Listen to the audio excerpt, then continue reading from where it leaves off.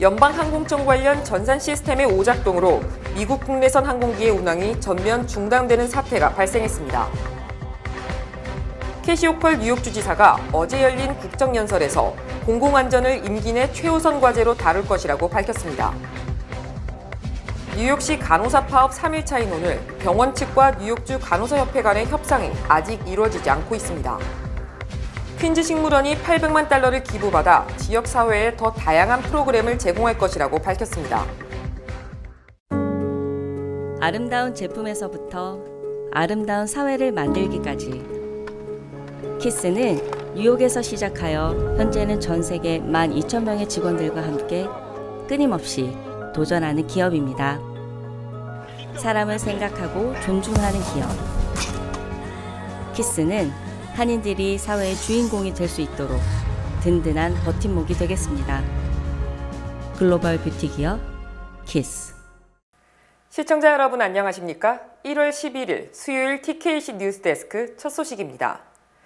연방항공청 관련 전산 시스템의 오작동으로 미국 국내선 항공기의 운항이 전면 중단되는 사상 초유의 사태가 발생했습니다.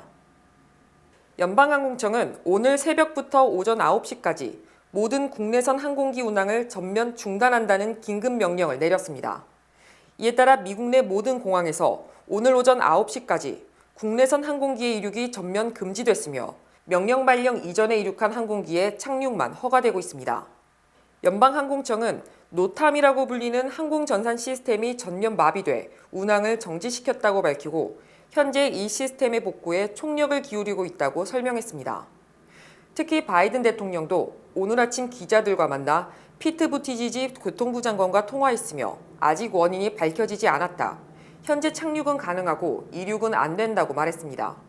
한편 일부 언론은 항공 전산 시스템에 대한 사이버 테러 가능성을 배제할 수 없다고 보도했으나 연방항공청은 아직 그 같은 증거는 발견되지 않았다고 설명했습니다. 캐시 호컬 뉴욕 주지사가 어제 열린 국정연설에서 공공안전을 임기 내 최우선 과제로 다룰 것이라고 밝혔습니다. 박하율 기자가 전합니다. 캐시 호컬 뉴욕 주지사는 어제 열린 국정연설에서 뉴요커들의 최대 이슈인 치안 문제를 언급하며 공공안전을 위해 힘쓸 것을 약속했습니다. 최근 범죄 원인으로 급부상하고 있는 정신질환과 주택 부족 문제를 해결하겠다는 전략입니다. 호컬 주지사는 이날 $10억 투자해 정신질환자들을 수용할 수 있는 병상을 약 1,000개 이상 늘리고 주택 또한 3,500유닛을 추가할 계획이라고 발표했습니다. 또 지난해 높아진 물가로 저임금 노동자들의 삶이 불안해진 만큼 최저임금을 물가지수에 연동시켜 자동으로 인상시키는 방안을 제안했습니다. 호컬 주지사는 이 외에도 뉴욕 하우징 컴팩트를 통해 10년간 80만 개의 주택도 추가 공급하겠다고 밝혔으며 논쟁거리로 떠오른 보석개혁법에 대해서도 개선의 여지가 있음을 시사했습니다. 뉴욕시 간호사 파업이 오늘로 3일째 접어든 가운데 파업을 단행한 두 병원 측과 뉴욕주 간호사협회 간의 협상이 아직 이루어지지 않고 있습니다. 마운트 사이나이 병원과 몬테피오르 병원이 인력 충원, 급여 인상, 업무 환경 개선을 요구하며 파업에 돌입한 지 3일차인 오늘까지 두 병원이 아직까지 간호사들과 합의를 이뤄내지 못하고 있습니다. 이에 따라 두 병원은 파업에 대처하기 위해 응급수술을 연기하고 구급차를 다른 의료센터로 돌리는 등의 조치를 취하고 있습니다. 브롱스 병원의 한 관계자는 몬테피오르 병원이 간호사 인력을 더 늘리겠다고 약속했다고 말하며 협상에 약간의 진전이 있었다고 밝혔으나 마운트 사이나이 병원은 아직까지 협상이 재개되지 않은 상황이라고 노조 대변인이 전했습니다. 한 매체에 따르면 어제 몬테피오르 병원에 방문했던 환자는 평소보다 병원 인력이 부족한 것 같다고 밝힌 바 있어 계속 이어지는 파업이 병원에 지속적인 영향을 미칠 것으로 보입니다. 퀸즈 식물원이 $800만 기부받아 지역사회에 더 다양한 프로그램과 혜택을 제공할 것이라고 밝혔습니다. 퀸즈 식물원이 조앤 앤 노먼 블루스톤 재단으로부터 $800만 기부받았다고 밝혔습니다. 연간 27만 2천 명 이상의 방문객을 기록하는 퀸즈 식물원은 그동안 뉴욕시 학생들을 위한 문화체험 프로그램, 공공행사, 무료 교육 프로그램 등을 제공해왔지만 이번 기부금을 통해 더 풍부한 프로그램들을 개발하고 제공할 수 있을 것이라고 말했습니다. 이어 이번 기부에 대한 감사의 표시로 앞으로 짓게 될 식물원 내 교육기관 건물을 재단 설립자의 이름을 따서 지을 예정이라고 전했습니다. 한편 조앤 노먼 블루스톤 재단은 2002년 설립돼 뉴욕 메트로폴리탄 지역의 불우아동과 청소년들의 교육 증진을 위해 힘써온 단체입니다. 사임 의사가 강한 것으로 알려졌던 제닛 옐런 재무장관이 바이든 대통령의 강곡한 설득으로 잔류 의사를 굳힌 것으로 전해졌습니다. 블룸버그 통신과 폴리티코는 옐런 재무장관이 바이든 대통령과 독대를 통해 유임 요청을 받아들여 집권 후반기를 함께하기로 했다고 어제 보도했습니다. 옐런 재무장관은 지난 2021년 하반기 과도한 물가 상승을 일시적 현상이라고 잘못 판단, 초기에 충분한 대응을 하지 못함으로써 지난해 41년 만에 최악의 인플레이션을 초래한 장본인으로 지목되자 주변에 여러 차례 사퇴 의사를 밝힌 것으로 알려졌습니다. 특히 정쟁의 한복판에 놓이는 중책에서 벗어나 가정으로 돌아가겠다는 의지가 강했지만 바이든 대통령의 설득에 마음을 돌린 것으로 전했습니다. 또 인플레이션이 한풀 꺾이며 진정세를 보이고 있고 인플레이션 감축법에 따른 미국 내 제조업의 부활 조짐, 중간 선거에서 민주당의 예상 밖 선전 등도 잔류를 선택한 원인으로 분석됩니다. 하지만 옐런 재무는 제롬 파월 연준 의장과 함께 경제 상황을 잘못 판단했고 지난해 중반부터는 이 같은 실책을 만회하기 위해 큰 폭의 금리 인상 등 긴축 일변도로 돌진한다는 우려를 낳고 있어 미국을 경기 침체로 몰아넣을 가능성도 배제할 수 없는 형편입니다. 공화당이 연방 하원 다수당이 되면서 한반도 관련 상임위원장들이 강경 보수파로 물갈이됐습니다. 북한 비핵화 등 한반도 문제의 핵심 상임위로 꼽히는 군사위원장에는 보수 강경파인 알라바마 출신 마이클 로저스 의원이 선출됐으며 취임 일성으로 중국과 북한의 위협을 억제하고 어떤 적이든 격퇴할 수 있도록 군사력을 강화할 것이라고 다짐했습니다. 로저스 위원장은 또 국방부가 핵심 업무에 집중하는 것을 방해한 바이든 행정부의 잘못된 정책에 대해 책임을 물을 것이라고 밝혀 만만치 않은 갈등을 예고했습니다.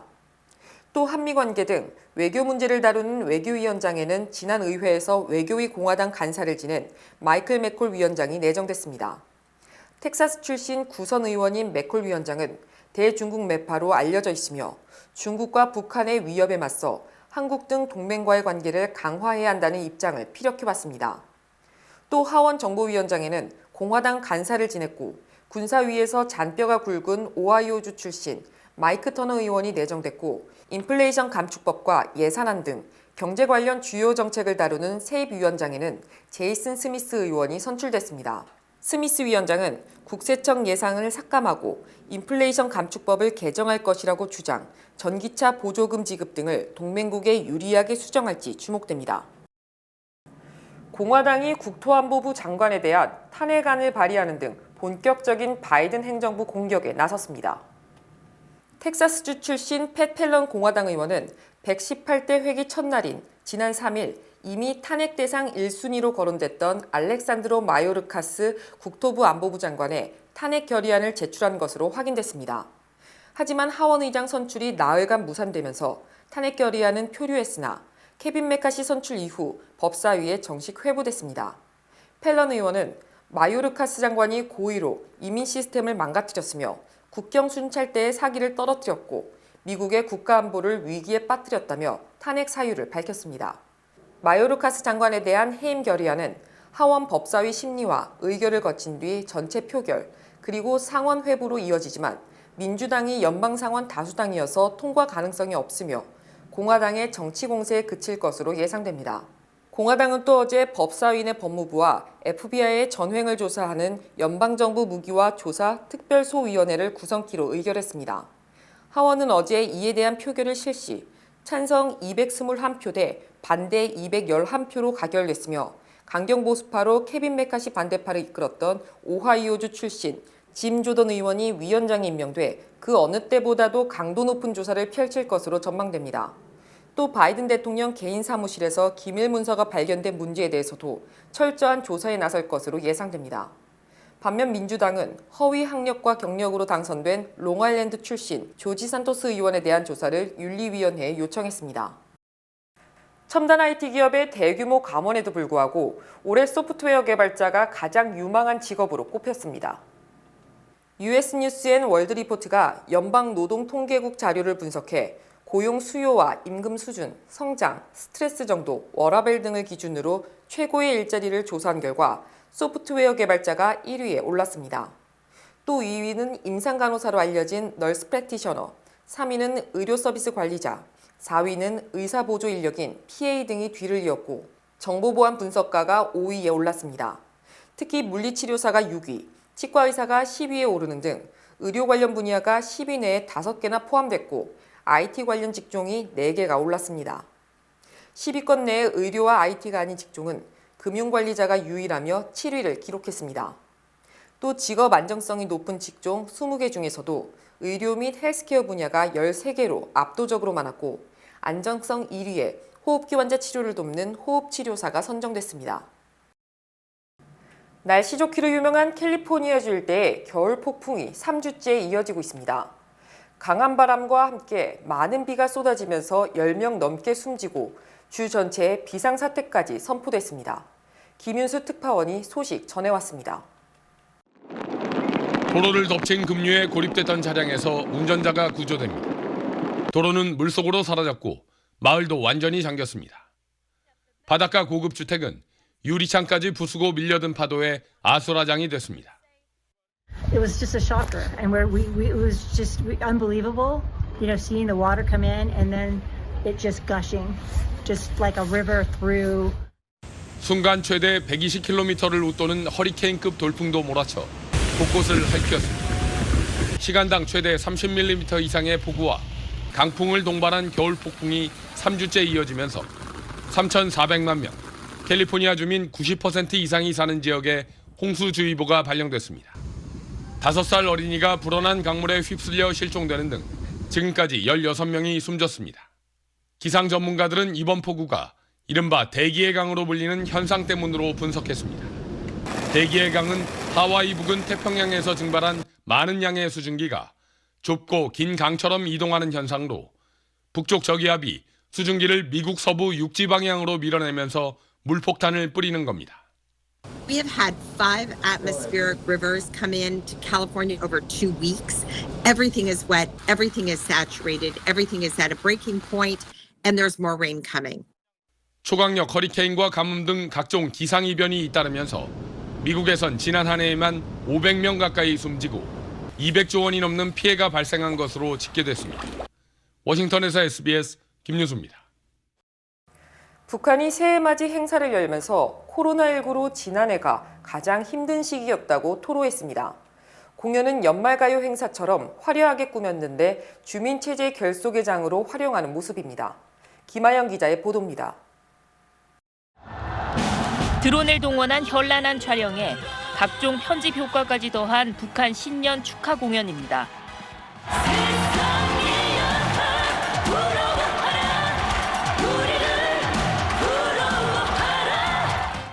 김정은 총비서가 참석한 가운데 지난달 31일 평양 5월 1일 경기장에서 열렸는데 관람석은 야광봉으로 빼곡하게 들어찼습니다. 우리 연말 가요대전을 방불케 합니다.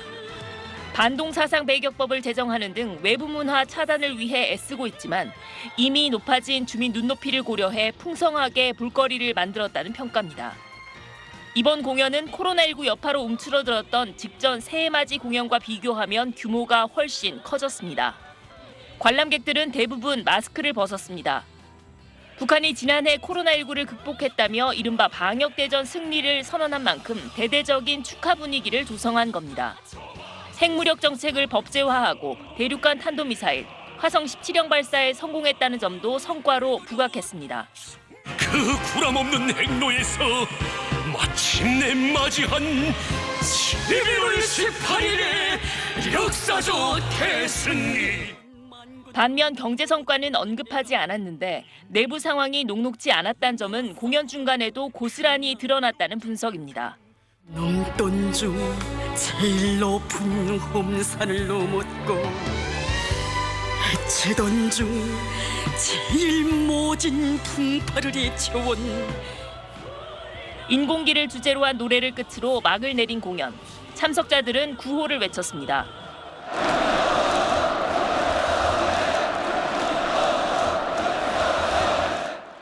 세련된 연출을 통한 신년 축하 행사를 주민 결속의 장으로 최대한 활용하고 있다는 평가입니다. SBS 김아영입니다. 주요 난신 전해드립니다. 트럼프 전 대통령의 회계사로서 뉴욕주 검찰의 세금 사기 등에 대한 유죄를 인정하고 수사에 협조한 앨런 와이셀버그 회계사에게 징역 5개월의 비교적 가벼운 형이 선고됐습니다. 한국 여권이 지난해에 이어 올해도 글로벌 여권 순위에서 세계 199개국 중 2위에 올랐으며 미국은 7위로 평가됐습니다. 한국 사위로 잘 알려진 레리 호건 메릴랜드 주지사가 어제 주의사당에서 고별 연설을 한 뒤 8년간 2번의 임기를 마치고 어제 퇴임했습니다. 연방국방부가 지난 2021년 8월 24일부터 실시한 미군의 코로나19 백신 접종 의무화 방침을 어제부로 폐지한다고 공식 발표했습니다. 스티븐 스필버그 감독이 연출한 영화 더 페이블맨스가 어제 골든글로브 작품상과 감독상을 받았습니다. 연방대법원이 유병언 전 세무회장 차남 유혁기 씨의 한국 송환 반대 상고 허가 신청을 최종 기각, 유 씨가 올해 3, 4월쯤 한국으로 송환될 것으로 보입니다. 경솔한 행동의 대명사로 불리는 일론 머스크, 테슬라 최고 경영자가 지난해 1,820억 달러의 재산이 감소, 기네스북 최대 재산 손실 부문에서 세계 신기록을 세웠습니다. 어젯밤 메가밀리언 추첨에서 당첨자가 나오지 않음에 따라 오늘 13일 금요일 잭팟 당첨금이 역대 두 번째로 많은 13억 5천만 달러로 치솟았습니다. 이상으로 1월 11일 수요일 TKC 뉴스데스크 여기서 마치겠습니다. 시청해주신 여러분 고맙습니다.